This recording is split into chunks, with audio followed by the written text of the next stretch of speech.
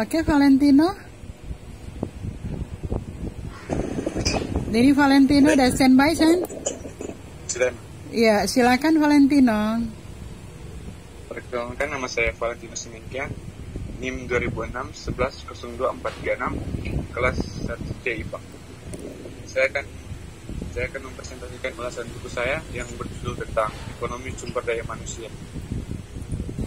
Identitas buku, judul buku Ekonomi Sumber Daya Manusia, pengarang Lestari Sukarniati, referensi yaitu freepik.com, penerbit Dipublish, tahun terbit cetakan pertama Februari 2019, dan tebal buku yaitu 8,125 halaman, ukuran buku 15 x 23 cm, dan ISBN 978 623 209 129. Kita masuk pada bagian orientasi pada buku ini, yaitu buku ini ditulis oleh alumni S1 dan S2 IPSW yang berprofesi sebagai dosen tetap di program studi ekonomi pembangunan Fakultas Ekonomi Universitas Ahmad Dahlan, pengajar mata kuliah ekonomi sumber daya manusia.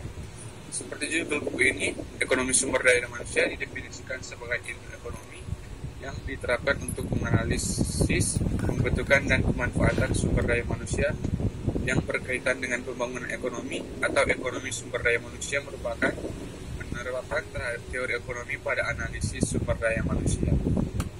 Kita masuk pada tafsiran isi. Buku ini cukup lengkap dan materinya mudah dipahami karena menggunakan bahasa yang mudah dimengerti bagi yang membacanya. Penulis juga melampirkan tentang ekonomi yang menjadi sumber daya manusia dengan baik dan jelas. Rata-rata pembahasan pada buku ini adalah tentang ketenaga kerja dan perilaku manusia, baik perorangan maupun agregatif, dalam usahanya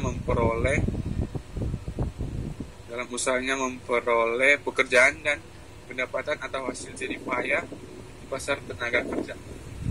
Buku ini memaparkan data dan ilustrasi seperti diagram, tabel, dan rumus. Penulis berhasil membuat buku yang dikemas dengan komplit dan rapi sehingga menarik minat masyarakat untuk mendapat pengetahuan tentang ekonomi sumber daya manusia. Buku ini membantu untuk memotivasi agar tidak terjadi kemiskinan pada masyarakat karena didorong untuk bekerja. Kita masuk pada evaluasi.